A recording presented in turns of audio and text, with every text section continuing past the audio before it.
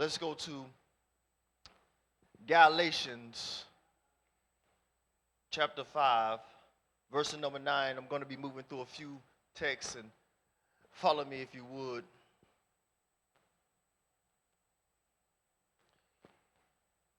The text reads as follows: a little leaven leavens the whole lump. Again, a little leaven leavens the whole lump. Contextually, Paul questions who caused the hindrance in the obedience, in the obeying of the truth. This is what he's asking those whom he's addressing. Who caused the hindrance in you obeying the truth? And he was talking about who got in the way of your running. In other words, who interfered with your race, that you're not running the way that you used to run. What caused this hindrance? He makes it clear that the current confusion is not from him who calls us, who is Yeshua HaMashiach. Paul conveys his confidence in the recipients in Christ to not become contrary in consciousness. Because you know, if you're contrary in consciousness, you're going to be contrary in conduct. So to not be contrary in consciousness, and whomever incites conflict will bear punishment. Pay close attention. Little things ought not be overlooked. Little things ought not be overlooked. A lot of times when we're dealing with life and we're dealing with this thing of salvation, our focus goes to major things, and that's not necessarily wrong, but what we got to also do is pay attention to details. We also got to look for those little things, and leaven is one of those little things that it doesn't take a whole lot of it to make quite a disruptive difference. And because the leaven that we're speaking on, and we're going to get into it, the leaven that we're speaking of is not natural. But even if you think about the natural leaven, you don't need a great deal of it for it to make quite a difference. But we understand when we're dealing with the text in the tense that it's talking about, that when leaven is introduced into a situation, it doesn't need to be a whole lot for it to make a destructive and disruptive difference. Are you hearing what I'm saying? And so the text is saying a little leaven leavens the whole lump. Watch the analogy. Leaven, or hametz, in the text is representing an infection functionally spreading in a church. An infection functionally spreading in a church. You know, that's what infections are, that's what they're designed to do. That's how they operate. They spread. That's how they operate. So it's not even that they're trying to, it's just is how they're constructed. Does that make sense? So it's an infection functionally spreading in a church, congregation, or community. Now, if you take a little bit of time and think about this, it only takes one thing. It only takes one neighbor. It might be your house, but it only takes one neighbor to mess up a neighborhood. If I could take a side note right here, it was one individual that was stopping the Joshua generation from getting in places that they were supposed to be. It was a man named Achan. And you got to get Achan out of your camp. Are you hearing what I'm saying? Because what did Achan do? Achan took the cursed thing. And that's what leaven is in this context, is that leaven is a cursed thing that you try to keep, watch this, in your possession. And because it's in your possession, not only is it ruining your house, because if you know the story of Achan, it wasn't just him that was getting rid of his whole family. Now, I know that's Old Testament, and that might be tough for some to deal with, but the truth of the matter is, because of what he kept. And I don't know if everyone in his household was complicit, but they all were affected. Let me say it again. I don't know if everybody in the house was complicit, but I know that they were all affected simply because he tried to keep the cursed thing which he was told not to have, listen closely, in his household. Because not only was he not supposed to have it in his household, Israel wasn't supposed to have it in their household. And again, because we look at text, kind of individualize it, we don't understand that sometimes what we're doing in ourselves or in our household is affecting our whole congregation, our church, our community. This is what was certainly happening in the case of Achan. Are you hearing what I'm saying? So we're not supposed to keep corrupt or accursed things in our company, in our dwelling places, in our habitations. Is this making sense? And so here it is. Leaven represents, or leaven is in this text, the incorporation of polluted influence. The incorporation of polluted influence. It only takes, I ain't gonna say the right person, it only takes the wrong person to get into your ear for it to cause some problems. Hello, Eve. All it takes is the wrong influence to get into your ear. Are you hearing what I'm saying? It only takes Eve to get into the ear of Adam. But you know, I don't blame Eve. I blame Adam. Bro, you got the word. You were supposed to say something. It cannot go unsaid. You got to say something. I know women can be feisty sometimes. Sometimes I'm like, listen, you know, I'm so tempted to do something. I'm going to do it anyway. You know, I can have another you in a minute. God can make another one of you, but I ain't got to, you know what I'm saying? I'm not about to partake. Imagine if he would have told her, why did you do that? Let's go to God before this goes any further. But no, he just was complicit in the matter. And what did it do? It affects all of us to this day. But at the time, I wonder, was it a big thing or they thought it was just a little thing? It was just a little word that changed. It was just a little word that changed the doctrine that they knew. You won't. God said you will. The serpent said you won't. Just that little change. A word really.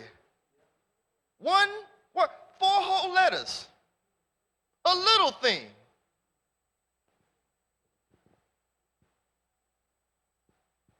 Follow me here. Matthew 16, 5 through 12 contextually speaks to, this is when Yeshua and his disciples had come to the other side of the Sea of Tiberias after feeding 4,000. I need you to pay attention right here. After feeding 4,000, what did he feed those 4,000 with? Bread. Think about this when we're going here. So after feeding 4,000, the disciples had forgotten to take bread to the other side of the Sea of Tiberias. Yeshua uses the instance as a learning opportunity. Let's go to Matthew 16 and 6.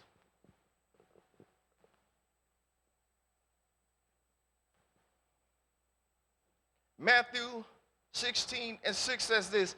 Then Yeshua said to them, take heed and beware of the leaven of the Pharisees and the Sadducees. Beware of the leaven of the Pharisees and the Sadducees. Listen close. False doctrine insets religious fermentation. I said false doctrine insets religious fermentation. In the natural, leaven is a substance that causes dough to rise by fermenting. In the spiritual, leaven is content that causes flesh to inflate through fallacy. Verse 7 through 10 of the text, the disciples are unsure what to make of them having no bread. They start reasoning amongst themselves. Is he upset that we forgot to bring bread? Because remember the last time we didn't have enough bread, but now we didn't bring any bread. Is he talking about us not bringing bread? And Yeshua is thinking, listening to them. He's like, y'all not even getting what I'm trying to teach you right now. You worrying about having a lack of bread. Walking with the bread of life. You're thinking about lacking bread when you're in the audience, when you're in the company, when you're in the presence of the bread of life. You are missing what I'm trying to teach you. Matthew 6, 11 and 12. Watch the text. This is Yeshua, and Yeshua says, how is it that you do not understand that I did not speak to you concerning bread? You're missing the point.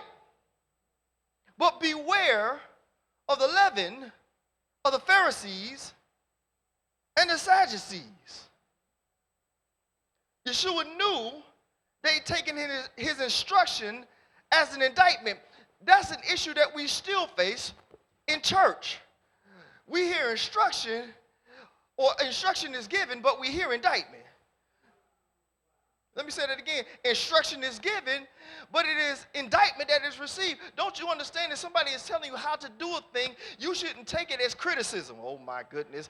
But what happens, even, watch this, even when it's not critical, if it's not a critical tone, if it's instruction, what did Yeshua say? He said, beware. He didn't charge them with having leaven of the Pharisees and Sadducees. What did he say? Beware. Don't overlook the small things. Because I know you see the Pharisees in their garb, and trust me, they had it. You see the Sadducees and their garb. You see how they carry themselves, and you see how they teach, and you see how they maneuver. I'm telling you, watch this, sometimes you can learn from people moving in the wrong direction. Sometimes you can learn in spite of instead of because of. Well, because what does he say elsewhere? Watch this. Listen to what they say, but don't do what they do. But see, we have an issue with that too, don't we? If we know that somebody's not doing the right thing, we don't want to hear instruction even when the instruction is correct because of who's it's coming from. Paul writes elsewhere, even if this gospel be given in pretense, receive the gospel. But we get upset because of who's giving the gospel instead of receiving the gospel, because watch this, at the end of the day, we really do have to answer for ourselves. And if I'm hearing somebody, watch this, if I'm hearing somebody who is giving me a business tip, and maybe they've been bankrupt before, maybe they've been broke before, but they seem to be doing, or they're doing well now, or they got some investment scenarios that look like they're going to work. I ain't got to follow that person, but what I should do is maybe consider making an investment because they understand now. How many of you have failed at something in your past, but you're proficient now? Everyone. You think you came out the womb talking like you talk? No, when you came out the womb and you wasn't talking at all, you were just hollering. Huh? And then when you learn to talk, no matter how quickly you learn to talk, you know what I'm saying? When you talk to babies, like little Simone, when she comes in, she's starting to learn how to talk, and you know she's trying to say something, and you give grace because you're trying to communicate with the baby. I wonder how many in the church give grace to the babies. Because no, they can't formulate word yet. But are you listening for what they're trying to say? She can't say balloon yet, but watch this. Her parents know when she makes a certain sound, baboon, or however she says it. They know what she means. And see, it goes to this point right here. Some of us, instead of listening for intent, we're listening to interrupt. That ain't how, man, are you listening to what's being said? But here are these disciples not listening to what he said. They done made their own mind up about it. Oh, man, Jesus about to correct us. Yeshua about to correct us because we ain't getting no bread. Man, I am bread. We literally just came from a situation where I fed 4,000 people with bread that wasn't there before. We took like 7 loaves and we fed like 4,000 people, and y'all are worried about a lack of bread. I'm trying to teach you about not having the leaven of the Pharisees and the Sadducees. See how they just put stuff in there? And that ain't that what we do? Just put stuff in there that ain't even there? Getting all wound up, and we don't have to. But he knew that they took his instruction as an indictment, which was a misinterpretation to say the least. Instead, they should have discerned, if need be, he could again bring increase in the face of deficiency. See, this is the difference between the leaven of the scribes and the Pharisees and the Sadducees and the word of the living God. See, what happens is when you try to introduce, when you intentionally introduce leaven into a situation, what is it going to do? It is going to expand it. It is going to increase the size of it. And so there's a thought process because you've increased the size of it, you've done something to it that needs to be done, right? Because it's more filling that way. And this is what happens with the doctrine of Pharisees and Sadducees. It'll seem like it's more than what it is when it's really weighing you down. What happens when you eat a lot of bread? Don't you feel a little?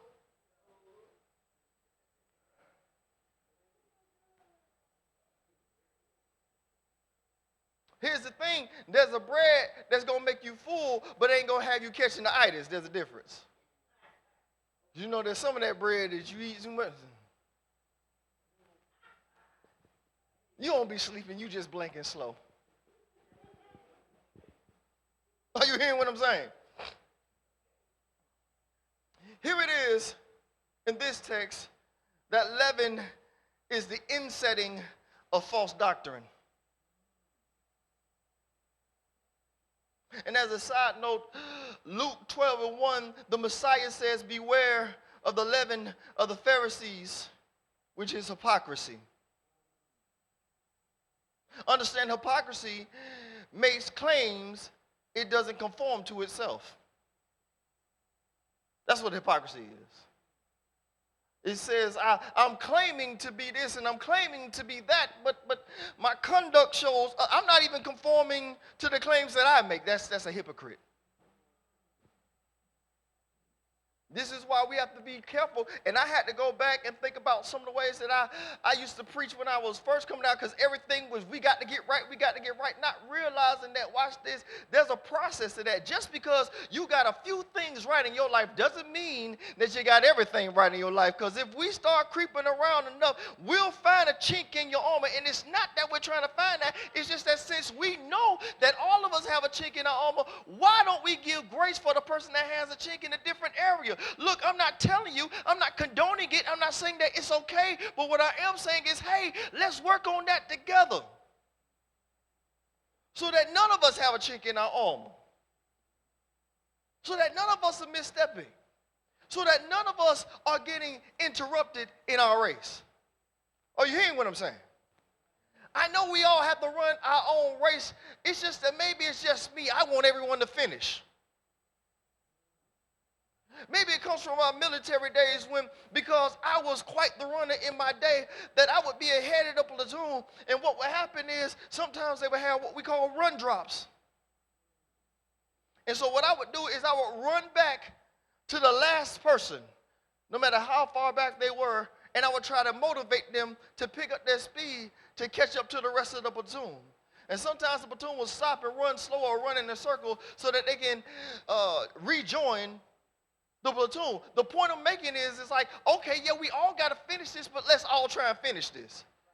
Because it's easy, again, when you have something that you've been blessed with or you've been born with. Man, it's easy for me. Yes, that is. Right? Running was easy for me. Learning how to shoot, I had to actually work on it. It wasn't natural to me. Because there's another little aspect. When I would run, there was a lieutenant that me and him ran about the same speed, but he didn't like running beside me because my breathing was erratic. I could run the speed, but my breathing was erratic. Here's where the two tie in. When I would go to the range, I had to learn how to breathe. See, I could get away with it in my running. I couldn't get away with it. See what I'm saying? So it's because it ain't right. So you got to learn. If it ain't natural to you, you got to learn how to do it. So there's things, watch this, that you're getting away with in your run that still need working on. Whoo! And I know you got so much right. I know ain't nothing wrong with them. I'm sorry, them kind of folks kind of drive me crazy now. And I'm like, Lord, forgive me for acting like that, because I know I had some days, years. I had some moments of being like that because there were things that I could do. My retention is crazy. So sometimes I'll be like, why don't y'all remember what I've been teaching you? You've been blessed with retention, buddy. Hmm? And so, okay, since you got great retention, why don't you remind folks? Instead of being like, why don't y'all remember? No, help remind somebody. I know how to walk. Okay, great. Help me. I know how to breathe. Okay, help me. Because I'm struggling. It's a wonder why I don't hack what I preach. And sorry. You hear what I'm saying? Because my wife was still getting me. She's like, why are you breathing like that? I'd be like, I'm still, it's still a work in progress. Oh, you hear what I'm saying? Here's the objective, that corrupt leaven must be unloaded. I say corrupt leaven must be unloaded. Exodus, I just want you to hear this. Exodus chapter 12, verse 15 through 20 records the initial instructions given for leaven removal. I'll say it again. Exodus chapter 12, verses 15 through 20 record the initial instructions for leaven removal. At that time, the repercussions for removing it the repercussions for not removing it resulted in being cut off from Israel. That's some severe penalty. That if you were caught with leaven in your possession, they kicked you out of the community.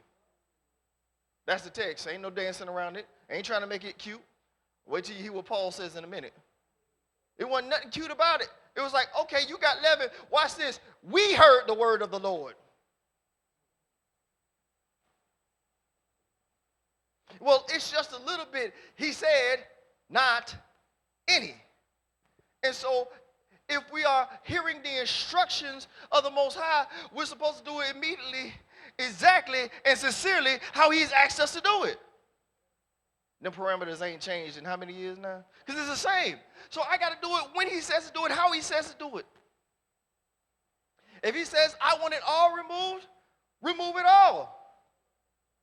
Because if you don't, then you'll be cut off. Let me give you a parallel in principle. Remember the rich young ruler? He says, okay, if you want to be perfect, sell everything that you have. Not give it away. Sell everything that you have, but he was so tied to his riches that he couldn't walk with Yeshua. Yeshua said, hey, have you kept the commandments? I've kept all my commandments since the youth. You a rich young ruler. I'm trying to figure out how long you really been doing this, but that's another discussion for another day. I've been doing this since my youth. Okay, so you think that you got all these commandments correct. And this is why you're qualified to follow Yeshua. See the thinking is wrong? You think because you kept the commandments, but here's the thing. He thought that he had kept the commandments and missed number one.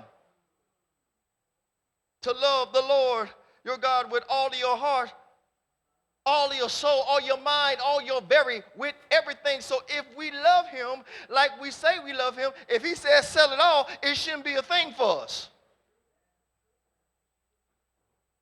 But when identity gets corrupted by ideals, iniquity slips in. Are you hearing what I'm saying? And he could go no further with Christ simply because of what he couldn't sacrifice. See, the disciples that followed Yeshua, all of them sacrificed. Peter and his brother them caught probably the biggest catch of their whole career. And the text says that they left their nets on two words: follow me. So I'm saying whatever he's calling you from, whatever he says leave behind, whatever he says leave out, that's the stuff that you got to get away from, because that's the leaven that he doesn't want you to have. That's the position he doesn't want you to be in. I need to hear it principally. You hear what I'm saying? And so leaven really is whatever he's saying, get out of your house. Leaven is really whatever he's saying, get out of your life. And not only get it out of your life, but leave it out. Now, to be contextually accurate, in Exodus, he was saying for 7 days. For 7 days. I'm not saying that you don't have to have it for the rest of your life, and that becomes a struggle too. Well, if I can have it every other day, why I gotta not have it these 7 days? See, we will fight with anything. With my son, when it's on the weekend, we'll let him have his device a lot, but then he'll get carried away. It'll be time to take a bath, but he don't want to put the device down. Now, buddy, you done had the device. And I'm so gracious, my wife be like, you need to get on him. Right? No, she be right. She be right. But what he gonna do is try to play the game. Well, I just had this one more thing to do. You knew what time it was when you came and asked. Right? So watch this. Why would we come into a season asking God for something that he told us to put away for a while? And we think because we're his children that he's going to let us get away with it. No, ma'am. No, sir. The principle of this is rooted in household obedience, inventory, and examination. I want to give you that one more time. The principle in Exodus is household obedience. I need the whole house to do, not just one person. Not really just one family in this case, right? Not just one tribe, all of Israel. It's rooted in household obedience, inventory. Do you know what's in your house? Lord, I'm talking in the spirit right now. Do you know what's in your house? Because there are some things that you can have in some seasons that were okay for you. And there are other things that you can't have in this season because he told you not to. Because he said not to. Are you hearing what I'm saying? Because truth be told, when they came out of Exodus, they didn't have time for leaven. If you want to know the truth is inventory and spirit. And the spirit identifies what belongs and what doesn't.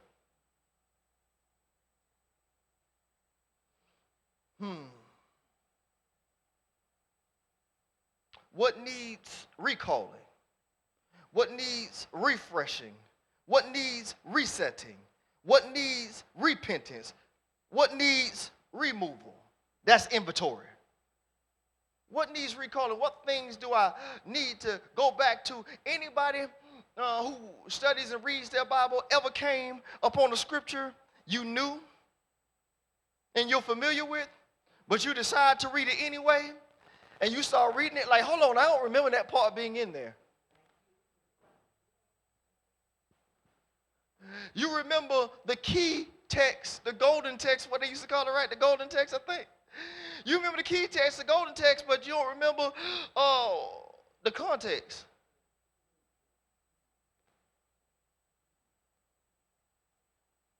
And I was dealing with a text, Jeremiah 29, and it's still upon my heart. I was dealing with Jeremiah 29 a few weeks back, and the context of it, because we'll say, most of us can recite Jeremiah 29:11. For I know the thoughts that I have towards you, thoughts of peace and not of evil. Come on, finish it. To bring you to a hope and a future. You want the other one? To bring you to an expected end. You know when he said that to him? When he said, y'all going to spend the next 70 years in Babylon. That's the context. See, because they didn't understand, some folks struggle with the intentionality of God. I will have you in a place where I want you. And I'm going to work with you and through you. You just got to do it my way. Who would have thought that you could be blessed in bondage? Woo, boy, that's a whole nother topic for another day. Because he told him, I don't want to get too much into it, because he told him, he says, look, I need you to build houses and live in them. I need you to sow fields and eat of the harvest. I need you to get married and marry off your sons and your daughters so that you will not diminish while you are here. And I want you to pray for the peace of Babylon. Because if you pray for it, you'll have it in the place that you pray for it. That's another. Let me get back over here. But you see what I'm saying? When you don't have context, the weight is different.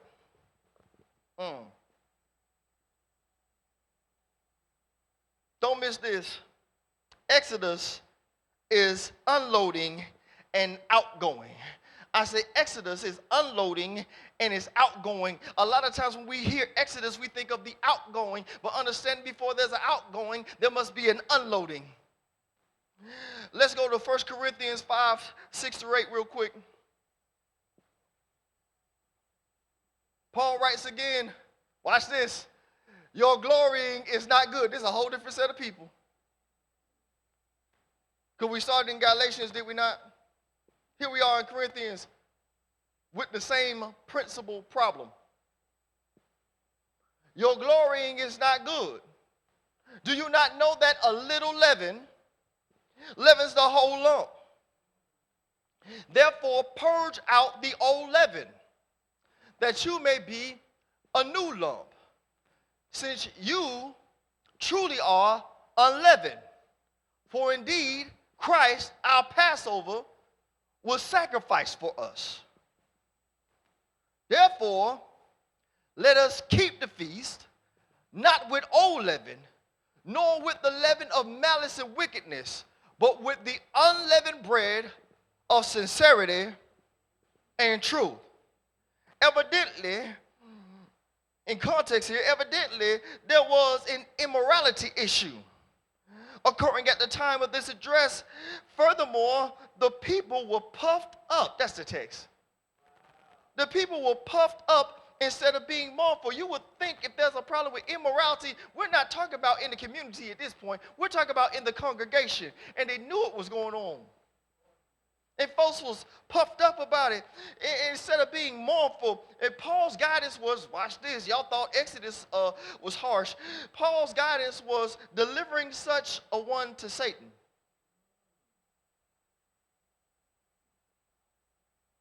Now understand what he's getting at, the purpose. He says, deliver such a one to Satan for the destruction of the flesh, that his spirit might be saved. So he's saying, okay, look, put them in a situation. Go ahead. Let them do what they're going to do, and hopefully conviction gets them. Because if I turn them over to Satan, maybe he'll actually have to go to God and be like, hold on, God. Because if you're not hearing the instruction of your fellow man, trust me, that thing will get to you. I would rather a brethren tell me that I'm in fault than the fiend mess with me. You hear what I'm saying? Than the accuser. Oh, you hear what I'm saying? And I certainly rather a brother tell me than to stand up on Judgment Day. God was like, oh, you still got that leaven on you, don't you, boy? What did I tell you about that? Didn't I tell you not to have it in your house? So here it is, leaven is the infection of immorality and iniquity. Furthermore, former ways, maliciousness, wickedness. Bottom line, ladies and gentlemen, corrupt leaven must be unloaded. What is corrupt leaven? To name a few things: the incorporation of polluted influence. Who's in your ears? None of us can listen to everyone. Because there are some folks who will tell you that it's okay. And there are some people who are saying if you keep on doing that, you may not. See, we don't love each other enough to tell us, hey man, look, I need to tell the whole community, we gotta get off this slave diet. You know what I mean? I know it's hard sometimes, but like if you keep eating these things, understand you were given scraps because of the position you were in.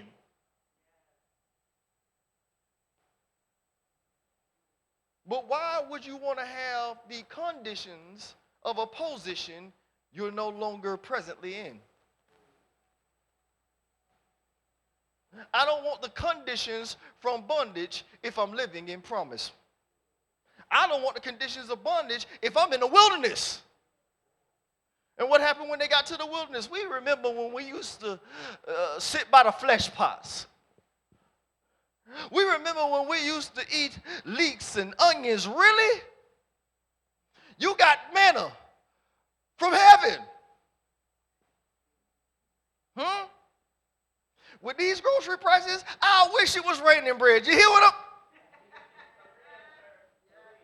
You wouldn't catch me outside on Saturday. No, Lord. I know what happened last time. Who? But that's what happened. Again, if we don't understand what God, when God is saying a thing, we're like, well, God, why are you still causing this to happen? Because that's the way I want it to happen. And I told you when to get what I wanted you to have. But what did you do? Get greedy. I'm talking about them. I ain't talking about y'all. But what did they do? Get greedy. And here's the thing. What happened when the manna stopped? Right? Or what happened before the manna stopped? They got bored with the manna, right? We're tired. God, we're tired of what you're doing for us. Watch this. No, y'all got to hear it. We're bored of your blessings.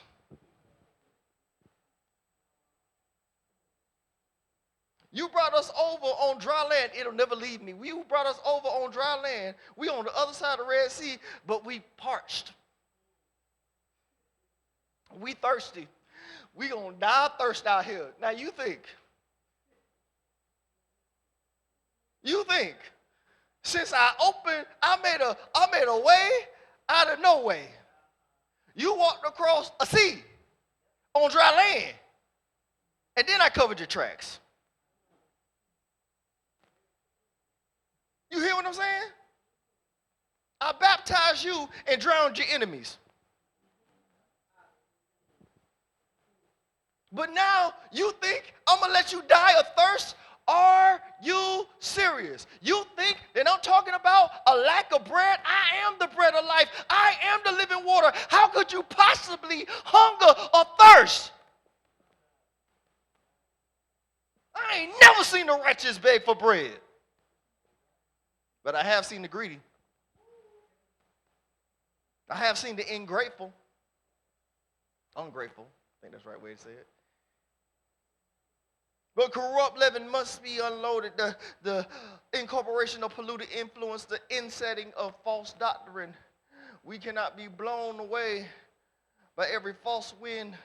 A doctrine that makes us feel good. The doctrine when our ears get to itching and somebody, you know, when you are itching, that's a sign of an infection, right? Maybe your ears are itching. I'm just saying. Maybe the ears are itching because leaven's in the head.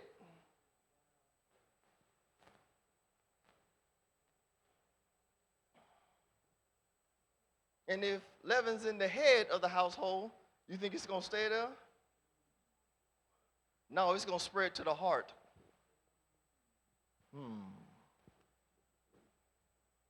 Are you hearing what I'm saying?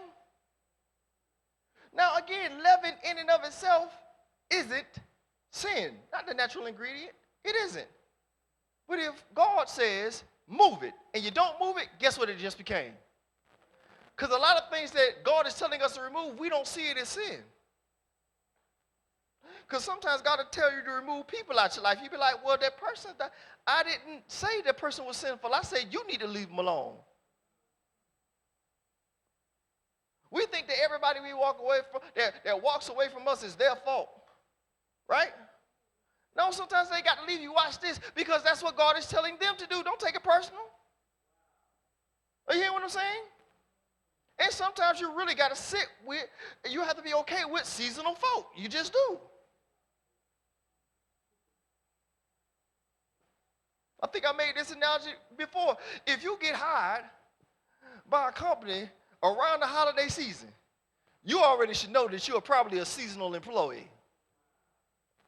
Now, come January, when business slow down, they say, okay, we no longer need your services. It would kind of be crazy of you to be angry. I thought I was going to retire here. What?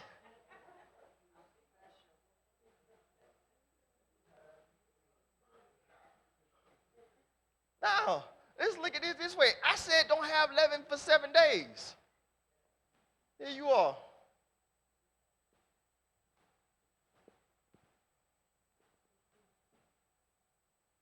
Corrupt leaven must be unloaded. the infection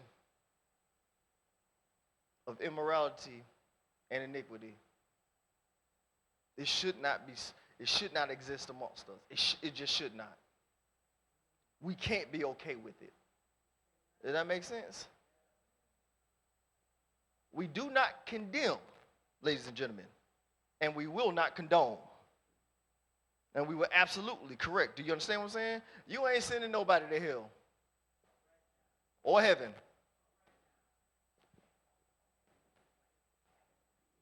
Anyway,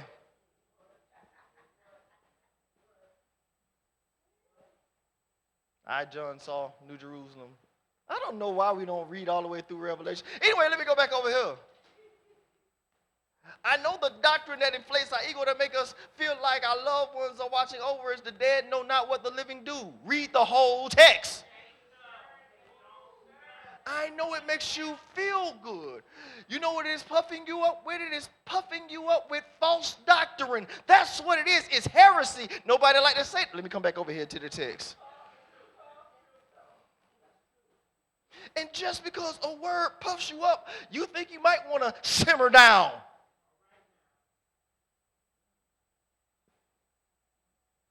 Because if you want to get out of bondage, don't make time for leaven. Because ain't no time for it. Because when it's time to go, it's time to go. Corrupt leaven must be unloaded. Unload it and go forward. Tell somebody, unload it and go forward. Where are we going forward? Out of bondage. Out of pride. Out of idolatry and out of sin. Every time you hear me saying that, that's what Egypt is.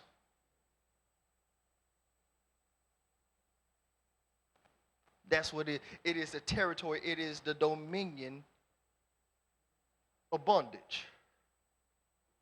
Pride. And that's what gets us, and pride is sneaky. Pride is real sneaky. Pride will show up when people are trying to correct you, but you don't want no help. You know what that is?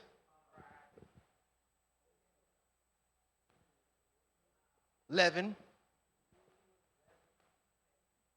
You know sin is. But so is pride. So is bondage. You're not supposed to be in bondage. Whom the Son sets free is free indeed. Oh, you hearing what I'm saying? Idolatry, don't put nothing before the Most High. Some people, well, I don't want to get into this too much. Some people have put their convictions over what the Creator is saying, what God is saying. It doesn't matter how you or I feel about anything. Any of y'all got children? And you trying to tell the child what to do, and the child want to tell you how they feel? Don't they kind of, I didn't ask you about your feelings. I told you to do what I told you to do. Because what I'm telling you to do has more intentionality behind it than you even understand. Sometimes you have to correct your children by way of punishment. Right? But then they learn to do, hold on, when I do that, that's error. That puts me in a situation I don't want to be in. You got to understand the kind of seeds that that's sowing. Because if you tell them what to do, maybe they won't get hit upside the head by one of these corrupt, never mind. You see what I'm saying? If you just... But what's the issue in this time now, right? Being friends. I want to be friends. No, we ain't friends. Do you hear what I'm saying? Love you. Right? You know how I tell you not to listen to your little friends? I don't listen to my little friends either. Okay.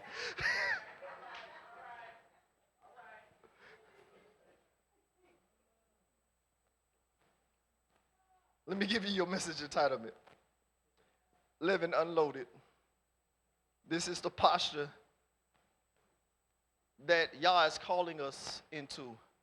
It's an unloading our leaven as we exited out of, watch this, the different realms of bondage that we're in, because we're out of the bondage of sin, thank God. But there are some things that are still have us chained to them, some things that still have us locked up in places and thought patterns that we don't need to have anymore. And you got to unload them. Watch this. We've got to get it out of our own house. Sometimes we're going around the house saying the blood, the blood, the blood, and he's saying unload the leaven. We sweeping the house, we got oil all on the house, and we waving and then we speaking in tongue. And he's saying, get it out. Are you hearing what I'm saying? And if you get it out, maybe there's something else that you can actually hold that's going to bless you. Maybe, watch this, maybe the bread that I'm giving you and the bread that you're going to work with in this season is going to allow you to move swiftly. It's going to allow you to keep your distance from the enemy.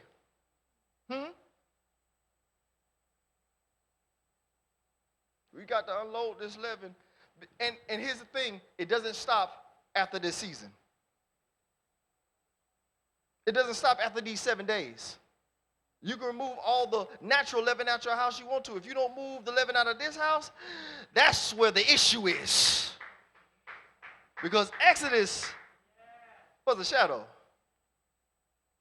What Matthew is talking about, what Yeshua himself is talking about, the hypocrisy, what Paul is talking about, the iniquity and the immorality, that's the substance. Get it out. Keep it out. Give God a praise right there.